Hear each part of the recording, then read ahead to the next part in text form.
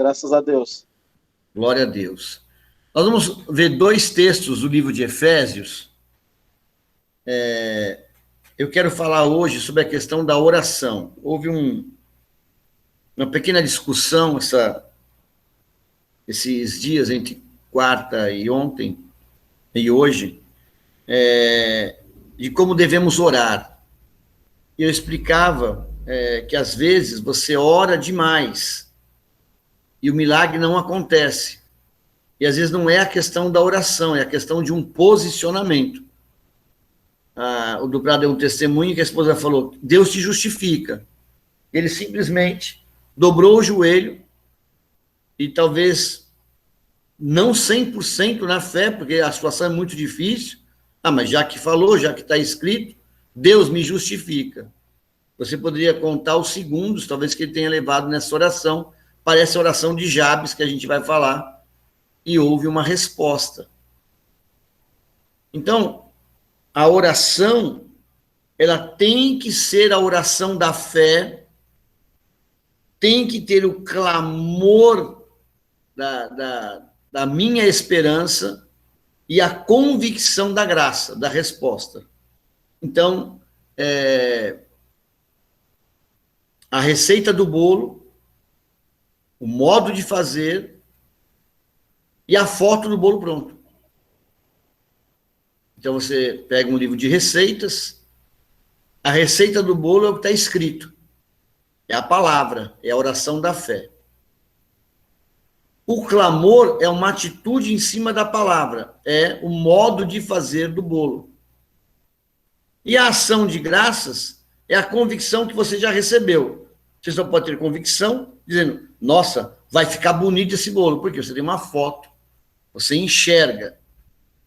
Está escrito em Provérbios que assim como o homem se imagina, assim ele é. Então eu enxergo o bolo pronto, ou o prato que eu vou fazer, e ele só tem uma imagem, ele não tem sabor. Mas a imagem é bonita. Às vezes a imagem é enganosa, né? Você confunde, você prova e não está gostoso, enfim. Mas como é que essa oração ela vai fazer efeito? Tem que haver alguma coisa dentro de nós. E nós vamos ler Efésios 3. Eu queria voltar um pouquinho, se possível, no 14. É possível ou não? Efésios 3, 14.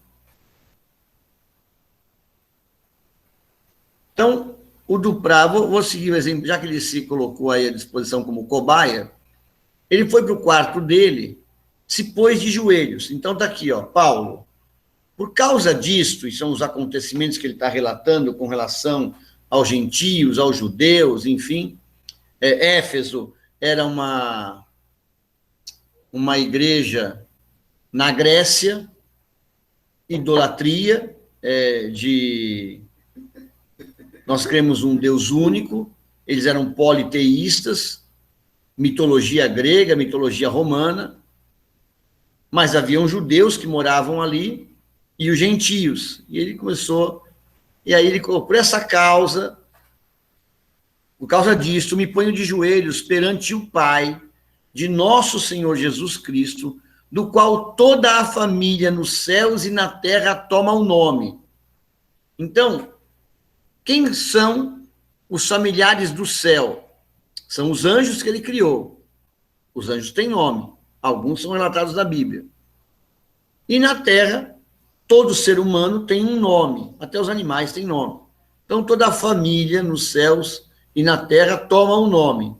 Para quê? Ele pega esse nome desses seres, para que, segundo as riquezas da sua glória, vos conceda que sejais corroborados, ou aperfeiçoados, ou fortalecidos com poder pelo seu Espírito, com letra maiúscula. Que Espírito? O Espírito Santo. Aonde? No homem interior. O que é o homem interior? É a parte da alma, é a parte do coração. Para quê? Para que Cristo habite pela fé nos vossos corações. Então, Se nós perguntássemos agora, onde habita Deus? Nós teríamos que responder no coração do ser humano. Mas se Deus habita no coração e o homem só fala que seu coração está cheio, eu vou, numa autoanálise, perceber pelas coisas que eu falo se Deus realmente mora ou se ele é um turista.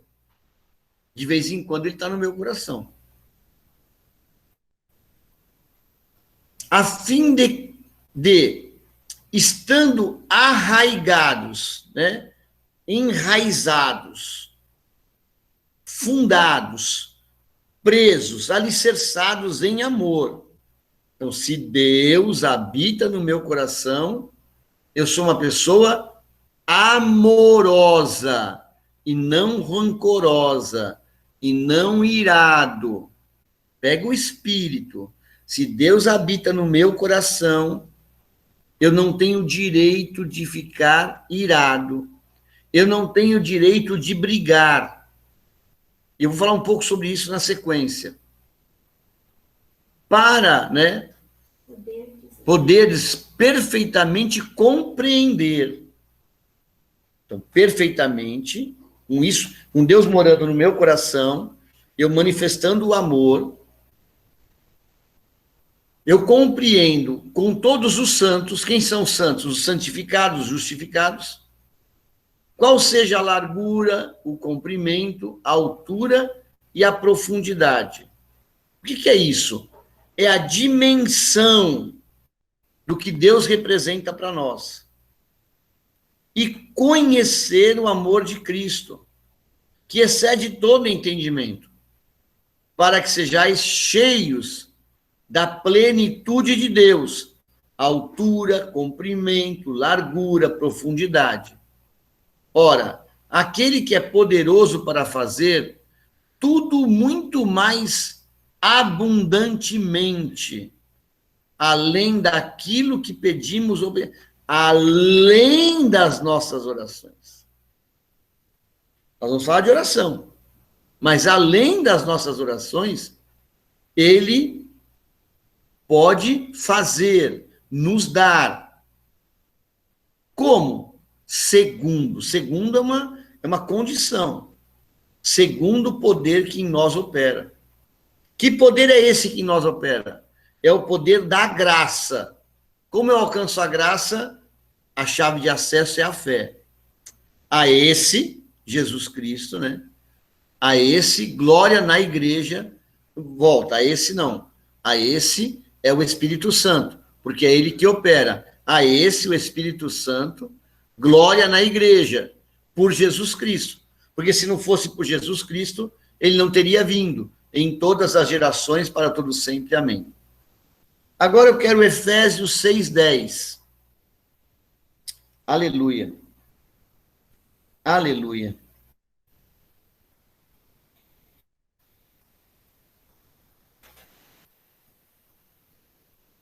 Olha o que diz. No demais, irmãos meus, fortalecei-vos no Senhor e na força do seu poder. Poder, no Evangelho, é dunamis, ou dinamis, que vem do grego, força, poder. Tem o sentido de energia constante.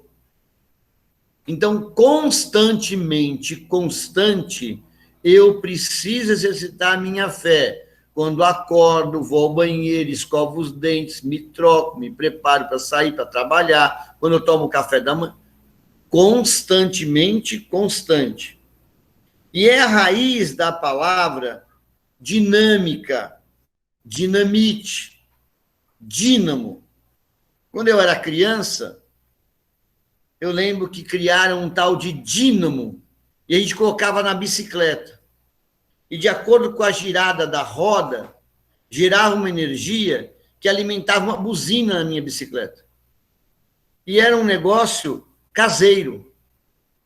Então, com o giro, assim como aqueles monjolinhos que recebem a água de um riacho numa chácara, em algum lugar, ele vai girando e se colocar um dínamo ali, ele gera uma energia. Uma energia, talvez, para alimentar lâmpadas. Talvez não gere muita força. Mas aqui, dinamite é um poder extraordinário. Derruba um prédio, abre montanhas, enfim. Então, é essa força, é esse poder. Então, nos demais, meus irmãos, fortalecei-vos no Senhor. Quem é o Senhor aqui? Jesus Cristo. E na força do seu poder. Qual é a força do poder dele? É a força do Espírito Santo. Ele disse assim, se eu não me engano, em Lucas 24:49. Permanecei em Jerusalém, porque do alto recebereis poder. Porque do alto viria o Espírito Santo. Então, o divino poder que é gerado pelo Espírito Santo é a graça de Deus. Só que quando nós falamos em poder, logo vem a força do braço, a musculação, logo vem como se eu tivesse que arrombar a porta para entrar, eu tivesse que fazer muita força para manter a minha forma física, enfim. Toda vez que fala força, poder, nós pensamos em exercício. Mas existe um outro trecho na Bíblia que diz, nem por força, nem por violência, mas pelo meu espírito. Eu vou trocar a palavra espírito pela minha graça, ou pelo divino poder. Então, não é por força física. Então, essa força do texto, nem por força, nem por violência. Não é, talvez, a força do namis, até porque esse texto não é escrito em grego, ele é escrito em hebraico. Então, não adianta você vir com a força do seu braço, porque não é assim que nós vamos conquistar a terra prometida. Eu tenho hoje 58 anos. Pode perceber que eu estou bem, conservado. Tenho de conversão mais de 20 anos. Então, eu tenho de tempo de velha criatura, 40, vamos colocar aí 60 anos, 40 anos de velha criatura, 20 anos de nova criatura. Eu ouvi uma história essa semana e eu vou contar para vocês. Então, um reino, nós somos do reino, nasceu o herdeiro do trono do rei. Homem, hein? Macho. Porque nessa época era assim que funcionava. Então, o rei estava muito feliz. Mas o inimigo do rei, do reino vizinho, mandou sequestrar a criança. A criança era herdeira do trono. E ela ficou sequestrada 20 anos. Ela foi para uma prisão, um cativeiro, e lá foi tratada como um prisioneiro. Não ficou num calabouço. Tinha que comer o que plantava, tirar o leite da vaca, limpar o chiqueiro. O seu local onde ela dormia, ela precisava, era úmido o local, então ela precisava tirar o lençol daquele local e pôr lá fora para quarar, para secar. Tinha que lavar as suas roupas. Não tinha ninguém que ajudava. 7 horas da noite ou 6 horas, quando o sol ia se pôr, entrava no seu local confinado, era como se fosse um quarto confinado. E só podia sair com a luz do dia. Aí abriam a jaula, a cela, a porta. Então, essa pessoa viveu 20 anos acostumado com o cativeiro. Com 20 anos, o rei, que procurou por todos os lugares, descobriu aonde o filho estava. E foi lá, no território inimigo, e resgatou o filho com 20 anos de idade. Essa aldeia falava um outro idioma. Então, aquela criança aprendeu uma linguagem do adversário, e não a linguagem do reino, o qual ela pertencia. E aí, festa, maravilha. E aí, quando o sol se pôs, o príncipe perguntou: aonde eu vou dormir? E quando ele perguntou, as pessoas não entendiam o que ele estava falando. Teve que ter um intérprete, porque a linguagem dele é a linguagem do reino do inimigo, que eu vou chamar aqui linguagem do mundo. Ele teria que aprender, se acostumar com uma nova linguagem. E aí tinha o tradutor: não, vamos ficar na festa. Não, eu tenho que me recolher, porque o sol já se pôs. Não, você não precisa. Ele ainda estava sobre as condições do confinamento, as condições do cativeiro. E aí, quando ele foi dormir, acordou, ele arrumou a cama. Apareceu o sol, ele ficou esperando que alguém abrisse a porta. E quando alguém falou: olha, o café da manhã está preparado, ele saiu em direção à porta dos fundos e foi lá tirar o leite da vaca. Foi lá colher umas frutas. E os servos diziam: não, príncipe, essa é a nossa parte, você não precisa fazer nada. E assim, constantemente, dia após dia, demorou muito para que ele se desacostumasse das coisas do mundo. E assim somos nós. Nós éramos do mundo. Nós fomos sequestrados pelo diabo por causa de Adão. Na realidade, nós nascemos no mundo. Só somos do reino quando há um reconhecimento em cartório, a confissão, a declaração que nós cremos em Jesus. E aí nós somos resgatados do cativeiro e colocados no reino, que não é um lugar físico. Você vive na mesma casa, na mesma cidade, mas não está mais sob as leis do mundo. Porém, foram muitos anos de cativeiro. No meu caso, 30 e tantos anos, 36, 37 anos de cativeiro, vivendo no mundo. Uma linguagem errada, um olhar errado, uma percepção errada, um julgamento errado, a mentira. E essas coisas que eram do meu hábito vão ter que ser tiradas. E a única forma de ser lapidado, de ser remodelado, é eu estar diante do oleiro, né? A casa do oleiro que molda o vaso, que no caso são os líderes espirituais, e a espada do Espírito, a espada, que é a palavra de Deus, que ela lapida as coisas que estão erradas. Então, aquele príncipe que foi levado, criança, recém-nascido, para o mundo do inimigo, ele cresceu acostumado com as coisas do mundo. Ora, nós lemos agora há pouco que Jesus precisa morar em nosso coração. E só vai ter uma manifestação da nossa fé se o nosso caráter for mudado. Em Romanos capítulo 12, está escrito que nós precisamos ser transformados. Em 2 Coríntios 3,18, que nós somos transformados pelo Espírito.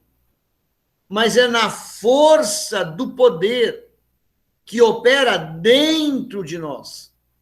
Então, se Jesus Cristo não habitar em nosso coração, e nós vamos reconhecer pela nossa linguagem, pela manifestação da nossa reação diante das circunstâncias, do amor que está sendo gerado, como eu respondo, como era antes, eu grito, eu falo alto, eu xingo, como está a minha forma de reação em qualquer circunstância?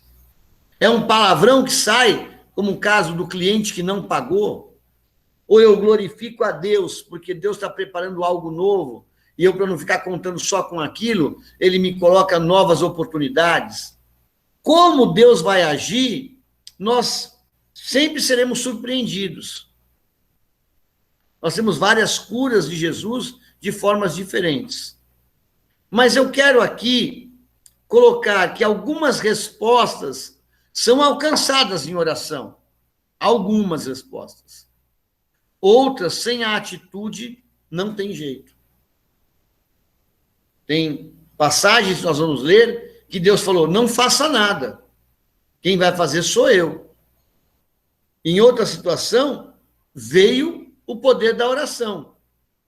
Outra, veio o poder da promessa. Nós vamos ler algumas dessas orações. Então, nós vamos alcançar a plenitude das bênçãos de Deus em nossa vida de acordo com o exercício da nossa fé, aliada à presença de Deus em nossos corações, que só pode acontecer através da palavra. Eu só deixo Cristo crescer dentro de mim se eu conhecer Cristo. E eu só vou conhecer Ele através da palavra de Deus. E aí, coisas que aconteceram conosco e que nós nos revoltamos e que nós gostaríamos que fossem resolvido, ressarcido, recuperado, restaurado, talvez Deus pode falar, não é isso que eu tenho para você. Mas a nossa velha criatura do cativeiro está acostumado com aquilo. Está acostumado com o xingamento, está acostumado com o maltrato, está acostumado a trabalhar como um escravo. E Deus quer nos servir. Nos servir. Como é bom você, às vezes, ir num hotel que você acorda, o café da manhã está pronto. Você vai para a piscina, volta, o almoço está pronto. Você não tem que lavar a louça, você não tem que tirar os pratos da mesa. Aí, sabe? E você fica lá, vai engordar, com certeza. Mas você fica uma semana num relaxamento, meditando, brincando com o filho, namorando o cônjuge. Pega o espírito, Deus é esse. A terra prometida é como se fosse um hotel 5 estrelas. Mas se eu não crescer em Cristo, eu não tenho acesso. Nós lemos em já 2 ministrações que todas as coisas já nos foram doadas. 2 Pedro 1, 3 e 4. Muito grandes promessas. Nós só precisamos ter acesso a isso. E quando temos acesso, vivemos o milagre. Eu vou citar aqui algumas orações para a gente entender. Existe um homem na Bíblia chamado Jabes. Isso está em 1 Crônicas 4. Em 1 Crônicas, vai falar sobre genealogia de algumas pessoas. De repente, é citado o nome de Jabes. Versículo 9. Olha só. E foi Jabes mais ilustre do que seus irmãos. E sua mãe deu-lhe o nome de Jabes, dizendo, porquanto com dores dei à luz. Ela deu à luz com sofrimento. Se ela não tivesse sofrido tanto, não teria colocado esse nome que tem relacionamento com o que ela sentiu. Mas, porque Jabes invocou o Deus de Israel, oração, dizendo, se me abençoares muitíssimo, e meus termos ampliares, e a tua mão for comigo, e fizeres de que do mal não seja afligido, e Deus lhe concedeu o que lhe tinha pedido. A forma da oração dele dava a impressão que era uma promessa. Se você fizer isso, isso, isso, eu vou te servir. Eu serei uma pessoa. Encerra dizendo: Deus nunca mais se ouviu falar de Jabes. Mas disse que ele alcançou essa graça. Nós temos Josafá, 2 Crônicas 15. Houve uma batalha de Israel com outros povos, e nesse caso aqui, 3 companhias se levantaram contra Josafá. No versículo 15, 2 Crônicas 15. Eu acho que é isso, está aqui 15 e 17. Não pode ser. Deve ser capítulo 20. É que acho que não está o capítulo. Acho que capítulo 20, do 15 ao 17. É, porque tenho certeza disso. 2 Crônicas 20, versículo 15.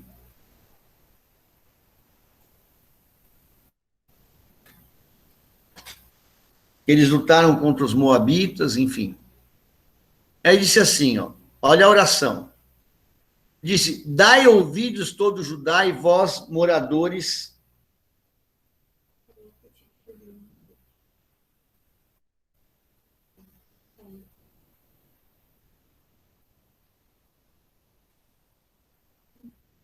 Não deu? Travou? Eu vou ler aqui, ó.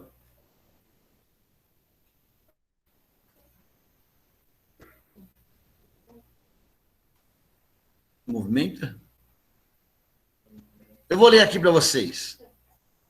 Então, não vos assusteis, não temais, por causa dessa grande multidão.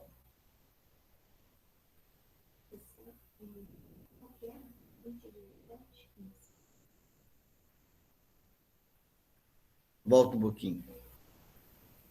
Mais um pouquinho, já que você mexeu. Então veio o Espírito do Senhor no meio da congregação. Então houve uma resposta da oração de Josafá. E disse: dai ouvidos todo Judá e vós, moradores de Jerusalém, e tu, ó rei Josafá, assim diz o Senhor: não temais, nem vos assusteis por causa dessa grande multidão, pois a peleja não é vossa, mas de Deus. Amanhã descereis contra eles, que sobe pela ladeira de Ziz, e achareis o fim no vale, diante do deserto de Jeruel. Nesta batalha não tereis que pelejar, pois postai-vos, ficai parados, e vede a salvação do Senhor para convosco, ó Judá e Jerusalém. Não temais, nem vos assusteis, saídes ao encontro, porque o Senhor será convosco.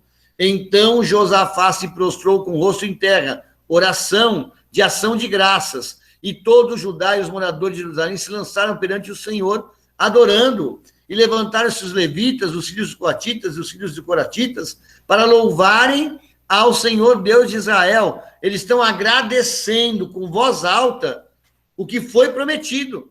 E aí Josafá encerra dizendo: crede no Senhor vosso Deus, estareis seguros, e crede nos seus profetas e prosperareis, porque foi o profeta que trouxe a palavra. E não vou ler tudo, mas o que aconteceu? Os moradores dessas novas regiões, os moabitas, os do Monte Seir, enfim, era um vale, foram descendo e foram se degladiando um contra o outro. Eles se mataram, as 3 companhias. Diz a Bíblia que sobrou embaixo dos cadáveres grande despojo, que eles levaram 4 dias para colher os despojos, e declararam que ali ficou sendo o vale da bênção. Uma oração que Deus respondeu: não faça nada. Deus ouviu uma oração de Jabes e abençoou ele tremendamente. Agora nós vamos pegar a oração de Ana. 1 Samuel, capítulo 1. Ana era uma mulher atribulada, porque ela era mulher de Eucana, e ele, como ela era estéril, e pela lei ele podia pegar uma outra mulher, uma serva, e essa serva gerava filhos. E todo ano que ele ia adorar a Deus, a Penina ia junto e apresentava as crianças. E Ana não apresentava nada. E Eucana dizia, mas eu amo mais você, Ana.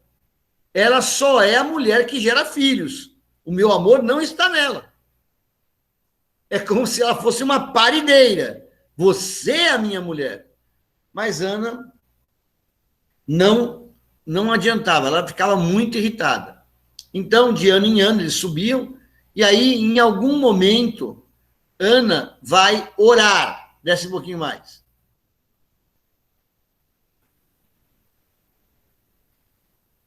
E aí diz assim, Ana se levantou, depois comeram e beberam em Siló, e Eli, sacerdote, estava sentado numa cadeira, junto a um pilar do templo do Senhor. Ela, pois, com amargura de alma, orou ao Senhor e chorou abundantemente. E fez um voto, ela fez uma promessa. Senhor dos exércitos, se benignamente atentares para a aflição da tua serva e de mim te lembrares, e da tua serva não te esqueceres, mas a tua serva deres um filho homem, ao Senhor o darei todos os dias da sua vida, e sobre a sua cabeça não passará navalha. E aí era um termo que acontecia com o nazireu. Eli, quando olhou para Ana, que orava, ela devia estar orando em línguas. Ela devia estar orando estranho, porque ele achou que o movimento do lado dela, sem sair voz, ela estava embriagada. Mas ela estava orando em espírito. Porque talvez alguém dizia, você é estéril, filha. Entenda, aceite isso. Passado um ano, a criança nasceu. Mas eu quero que você entenda que aquilo já era um plano de Deus. Eli, o sacerdote, entraria num processo de apostasia, de corrupção, e seria destruída a glória de Deus naquele lugar, onde ele e os filhos, que deveriam ser sacerdotes também, iam se corromper. Então, Ana se colocou à disposição, porque Deus tinha um projeto e faltava um ventre. Assim como foi escolhido o ventre de Maria. O ventre de Ana foi escolhido para nascer Samuel, o grande profeta que derramou óleo sobre a cabeça de Davi. Essa simples oração, ela teve uma condição de um voto. Houve uma promessa. E ela cumpriu a promessa. E porque ela cumpriu a promessa, diz a Bíblia que ela teve mais 5 filhos. Aleluia. Aleluia. Nós vamos agora ver a oração de Josué. Josué, capítulo 5. No caso de Ana, ela continuou nas relações com seu marido, ela engravidou. Depois que a criança desmamou, ela entregou para que ele fosse educado no templo, com um sacerdote. E quando Samuel alcançou uma idade agradável a Deus, ele já assumiu como profeta naquela região onde Eli logo depois viria a falecer. Então, no capítulo 5 de Josué, nós vamos ver que existem muitas guerras. Josué teve que derrotar, se eu não me engano, 33 reis para conquistar a terra prometida. Desce um pouquinho mais. E aí, Deus vai pedir para que Josué venha circuncidar os filhos de Israel, enfim, passa mais um pouquinho, ele circuncidou, ele obedeceu a Deus, mais um pouquinho, acho que é versículo 9, se eu não me engano. Aqui. Disse mais o Senhor a Josué, hoje retirei sobre vós o opróbrio do Egito. Daqui a pouco eu vou falar sobre isso. O que era o opróbrio do Egito? Havia uma lei da circuncisão. E não estava sendo obedecido isso. Essa lei vem com Abraão. Exatamente. Eles estavam sob a lei do Egito. O opróbrio do Egito era a miséria da escravidão. Eles não tinham terra, esse era o opróbrio. Comiam ração, comiam o que dessem para eles. Eles não plantavam e colhiam. E com a circuncisão, que era uma oferta, houve também o desligamento da velha criatura, que a Bíblia diz sobre derrubar os altares de Baal, que é mudar a nossa fé, a nossa visão. Com isso, foi dada uma lei. Deus falou a Josué: olha, você cumpriu, e eu estou tirando o opróbrio do Egito.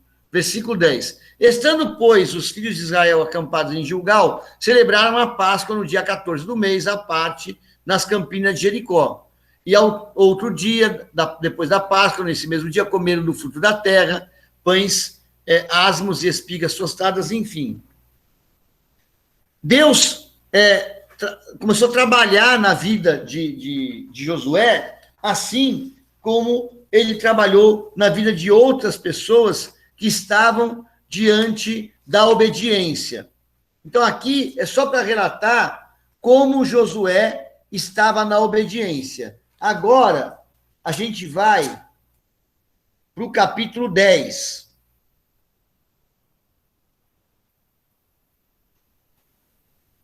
Versículo 8.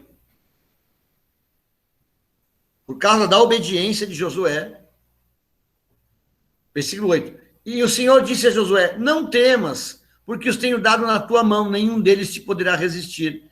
E Josué lhe sobreveio de repente, porque toda a noite veio subindo desde Gilgal. E o Senhor os conturbou diante de Israel e os feriu com grande matança em Gibeon, Sucedeu que, fugindo eles diante de Israel, a descida de Bet-Horon, o Senhor lançou sobre ele do céu grandes pedras e morreram. Foram muito mais os que morreram das pedras da Saraiva do que os filhos de Israel que foram mortos à espada. Sim, que mataram a espada. Então, no exército matou pessoas, mas Deus matou muito mais. Por quê? Por causa da obediência. Então Josué falou ao Senhor. Ele orou, porque a batalha estava continuando, mas o sol ia se pôr. Ele disse assim: então Josué falou ao Senhor no dia em que o Senhor deu os amorreus nas mãos dos filhos de Israel, e disse na presença dos israelitas, Josué orando: sol, detente em Gibeon, e tu no vale de Aijalon. E lua. Ele não diz: Senhor, eu preciso de ajuda, eu não sei o que vai acontecer, nós estamos lutando, mas o sol está se pondo. Ele simplesmente, Deus colocou no coração dele, que está escrito isso, que Deus coloca em nós o desejo do que queremos realizar. Determina aí, sol, não houve dia semelhante a este, nem antes nem depois, ouvindo o Senhor assim a voz de um homem, a oração de um homem, porque o Senhor pelejava por Israel, e voltou Josué e todo Israel com ele ao arraial, tal, e vai dizer que durou quase um dia inteiro o que aconteceu. No versículo, volta um pouquinho, no versículo 13, em algum local vai dizer, aqui, não se apressou a pôr-se quase um dia inteiro. Quase um dia inteiro são 23 horas e 20 minutos. Porque nós temos o ano bissexto, o dia que tem que recompor. Isso estragou o processo, o ciclo. E aí você pergunta, tá, mas e onde complementa isso? Isso vai complementar na vida do rei Ezequias. Então, o ano bissexto acontece por causa disso, por causa da oração de um homem. E a oração dele foi uma oração determinante. Ele não pediu, ele determinou. Foi uma oração profética. A oração de Ezequias está em 2 Reis, capítulo 19. Eu acho que também está errada essa referência, mas vamos ver. Segunda Reis 19:14. Recebendo, pois, Ezequias cartas às mãos dos mensageiros e lendo-as, subiu à casa do Senhor, e Ezequias estendeu perante o Senhor. E orou Ezequias perante o Senhor e disse: Ó Senhor, Deus de Israel, que habitas entre os querubins, tu mesmo, só tu és Deus de todos os reinos da terra.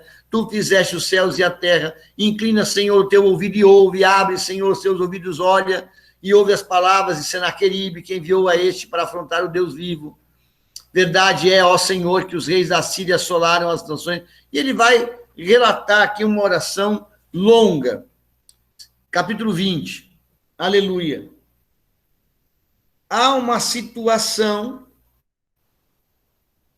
que Deus dá uma ordem para o profeta Isaías ir até o palácio, porque Ezequias conquistou algumas vitórias, e com essas vitórias ele se enalteceu, ele se ensoberbeceu. E por causa da soberba, veio uma doença sobre a vida dele. Deus odeia a soberba.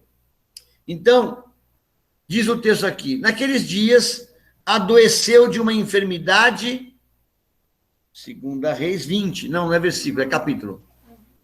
Segunda Reis 20. Então, ele teve a vitória, né? O capítulo 19 vai dizer da vitória, teve a vitória. Capítulo 20, versículo 1. Depois da vitória, ele ficou ensoberbecido e foi colocada uma enfermidade sobre ele. Naqueles dias adoeceu Ezequias mortalmente. E o profeta Isaías, filho de Amós, veio a ele e lhe disse: assim diz o Senhor, põe em ordem a tua casa, porque morrerás e não viverás.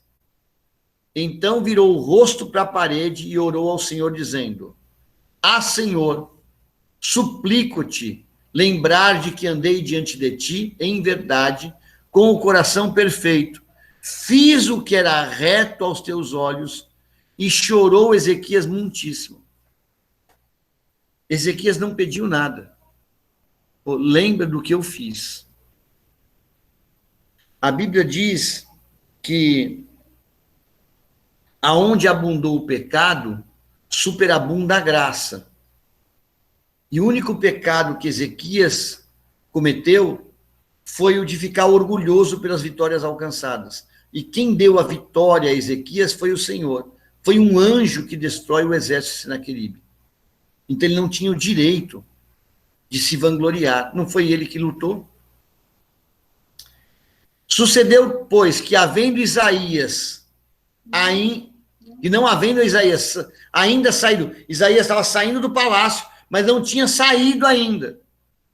No meio do pátio veio a palavra do Senhor dizendo: volta e diz a Ezequias, capitão do meu povo, assim diz o Senhor, o Deus de Davi, teu pai, ouvi a tua oração, e vi as tuas lágrimas, eis que eu te sararei, ao terceiro dia subirás à casa do Senhor, e acrescentarei aos teus dias 15 anos, e das mãos do rei da Assíria te livrarei. A ti, essa cidade, ampararei essa cidade por amor de mim e por amor de Davi, meu servo.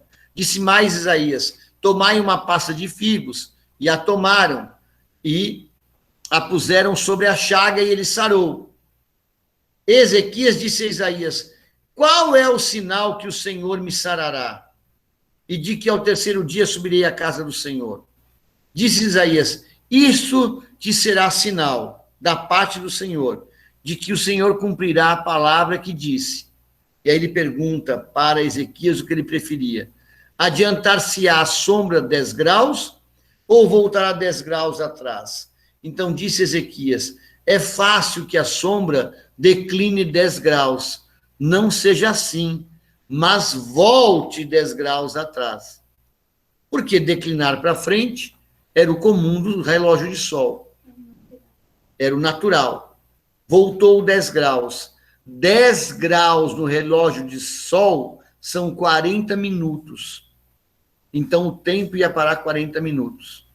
40 minutos, mais 23 horas e 20 minutos da oração de Josué, completa um dia inteiro na Bíblia, que é o ano bissexto. E ele viveu mais 15 anos. Eu vou trazer agora, para encerrar, o rei Davi. A maioria dos salmos são orações, a maioria dos salmos. E nós temos, na vida de Davi, podemos citar aqui vários salmos, mas tem um salmo, o Salmo 3. Esse é o Salmo 23, Salmo 51, quando ele pede perdão. Mas o Salmo número 3, ele é peculiar. Eu ensino muito as pessoas lerem esse salmo, principalmente aqueles que têm insônia. Então, Davi, ele estava fugindo do seu filho Absalão nesse salmo. Absalão queria matar Davi. Ele diz assim: Senhor, como se têm multiplicado os meus adversários? São muitos os que se levantam contra mim. Muitos dizem da minha alma, não há salvação para ele em Deus. Porém tu, Senhor, és um escudo para mim, a minha glória e o que exalta a minha cabeça. Com a minha voz clamei ao Senhor, e ouviu-me desde o seu santo monte. Eu me deitei e dormi. Acordei porque o Senhor me sustentou. Não temerei 10 milhares de pessoas que se puseram contra mim e me cercam. Aqui tem um complemento do Salmo 91. Cai 1.000 de um lado e 10.000 do outro, e nós não seremos atingidos. Levanta-te, Senhor, salva-me, Deus meu, pois feriste a todos os meus inimigos os queixos, quebraste os dentes aos ímpios. A salvação vem do Senhor, porque o teu povo, sobre o teu povo seja a tua bênção.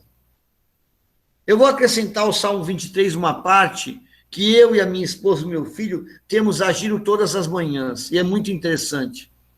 O Salmo 23, desce um pouco mais, ele diz assim: preparas uma mesa perante mim na presença dos meus inimigos.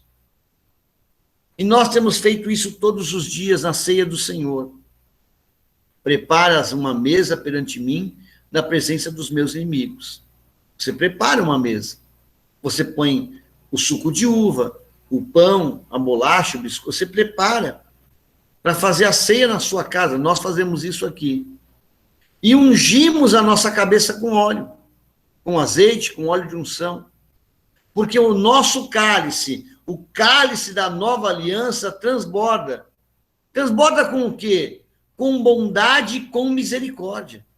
Transborda com a graça, transborda com a saúde, transborda com a prosperidade, transborda com a provisão, as finanças, a alegria, o amor, o perdão.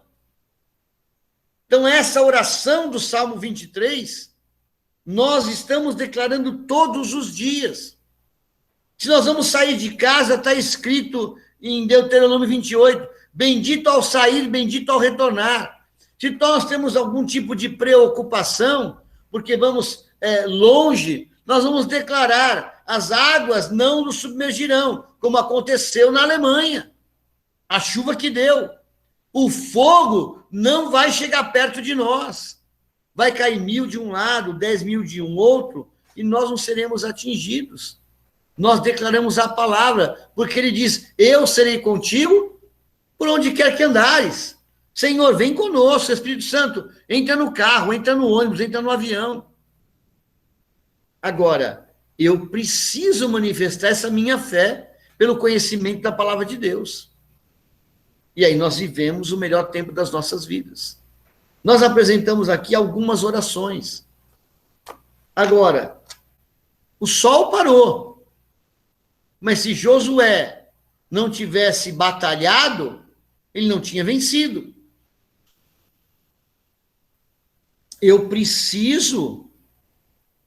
Deus deu uma ordem de morte a Ezequias, porque ele comemorou uma vitória que não foi dele. Amados, Deus não divide a sua glória com ninguém. nem comigo. Então, tudo o que acontece, tá sol, glória a Deus. Almocei, glória a Deus. Recebi a pensão, glória a Deus. Recebi o benefício, recebi o salário. Fui demitido, glória a Deus. Porque a porta que ele fecha é ruim, porque ele tem uma melhor para abrir. O cliente não pagou, glória a Deus, porque todas as coisas cooperam para o bem daqueles que amam a Deus segundo o seu propósito. A minha vida, ela tem que estar alicerçada na vontade de Deus, que é a palavra dele. Eu não sei qual... Não sabe que você não lê a Bíblia. Se você soubesse, lesse a Bíblia, você ia entender que Deus tem tudo de bom, perfeito e agradável. E todas as coisas já nos foram doadas e estão disponíveis. Não estão disponíveis na internet. Não estão disponíveis no banco.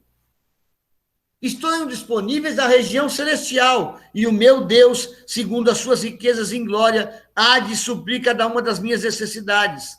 Mas é pela fé que eu alcanço isso. É pela fé. Se você apresentar a Deus em oração tudo que você necessita, você tem alcance. Já estão disponíveis. Aleluia. Nós vamos celebrar a ceia do Senhor.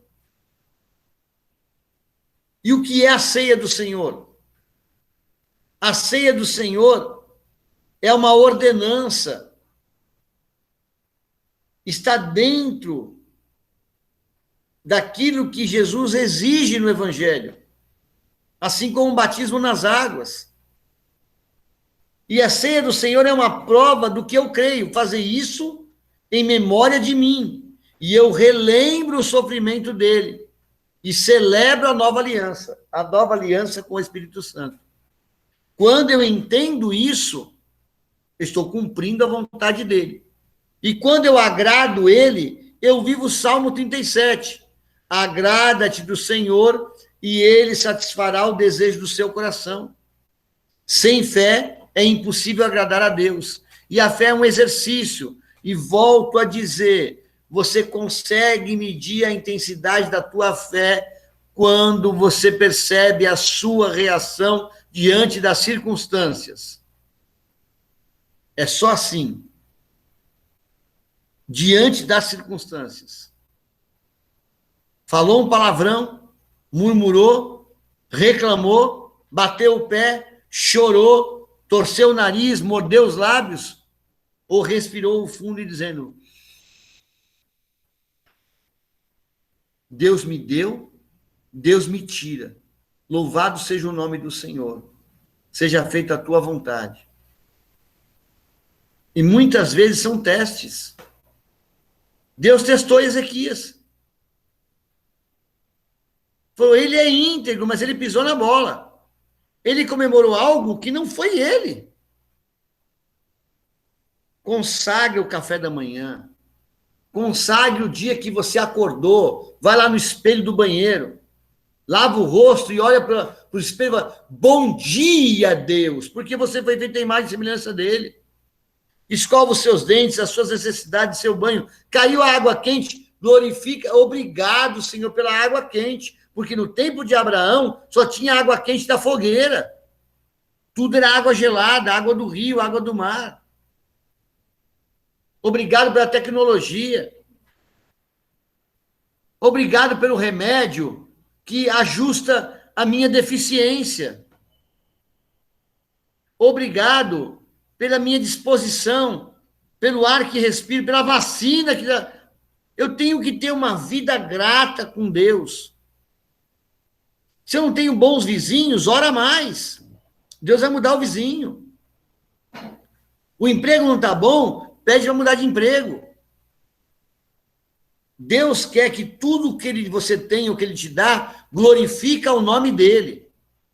Obrigado pelo emprego, pela empresa, pela sociedade. Obrigado pelo salário. Obrigado. Consagre o alimento, consagre o café da manhã, consagre o seu dia. Consagre todas as coisas ao Senhor. assim como nós vamos consagrar agora, em oração, nós vamos consagrar, aleluia, o pão. Jesus consagrou o pão. Ele tomou o pão, tendo dado graças, partiu e disse: isto é o meu corpo. Do momento da consagração, não era mais pão. Não era mais pão. Era corpo. Quando você consagra o seu trabalho, já não é mais trabalho. Porque aquilo que dá trabalho não agrada. Já é não é mais trabalho, é um prazer. Você trabalha com prazer. Quando você consagra a sua família é bendita. E tudo funciona melhor na família. Quando você consagra o cônjuge, quando você consagra a sua casa, pegou o pão, consagrou e disse: isto é o meu corpo que é dado por vós. Fazei isso em memória de mim. Receba o corpo de Cristo. Receba o corpo de Cristo.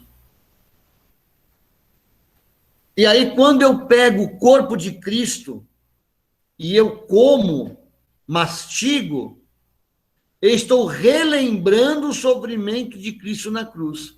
Isaías 53. E o corpo dele foi moído. Nossos dentes são moedores, trituradores. O corpo dele foi moído, triturado, traspassado. E por causa disso, o pecado que estava sobre nós foi sobre ele. E com as suas pisaduras, com a sua entrega, com a sua oferta, nós fomos livres das doenças, das enfermidades, das iniquidades, dos pecados e das injustiças. Então, ao comer o corpo de Cristo, moer o corpo de Cristo, nós alcançamos a graça da cura, da libertação e da salvação. Participamos.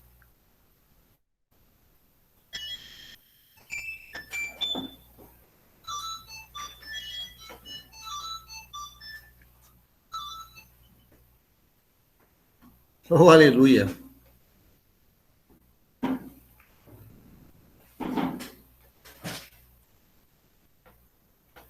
Nós não somos responsáveis pela morte de Cristo, porque eu estou mastigando o corpo dele. Mas eu sou coparticipante, porque ao morder, mastigar, eu tenho que morrer com ele. Eu preciso morrer com ele. A mensagem da cruz é essa. Morre a velha criatura. E eu renasço na ressurreição. Então, nesse momento do pão, eu morri. O que eu fazia, o que eu pensava, não faço mais. Em seguida, o que durou 3 dias, dura 3 segundos. Eu pego o cálice, depois de haver ceado, tomou o cálice e disse: este é o cálice da nova aliança. Todas as vezes que comerdes e beberdes, fazei isso em memória de mim, até que eu venha. Porque ele virá. Maranata, o Senhor vem. O que é o cálice da nova aliança? É a última aliança. Teve aliança com Adão, aliança com Moisés, aliança com Abraão, aliança com Davi, alianças. Essa aliança é com o Espírito Santo, para receber a graça de Deus. O cálice da nova aliança, representando o sangue derramado na cruz. Quem não comer da minha carne, não beber do meu sangue, não tem vida em si mesmo. Então, a celebração da ceia do Senhor aumenta a nossa expectativa de vida, como está escrito no Salmo 91. Ele nos dá longevidade de vida, vida longa, saúde, vida longa em Cristo, vida longa em Cristo. Vamos celebrar. Glória a Deus. E aleluia. Amém. Glória a Deus pela presença de vocês. Hoje amém, pastor. Obrigado. Sobre a oração. Sobre a Amém, manifestação Osmar. da fé. Amém? Amém. Deus abençoe vocês. Um bom final de semana.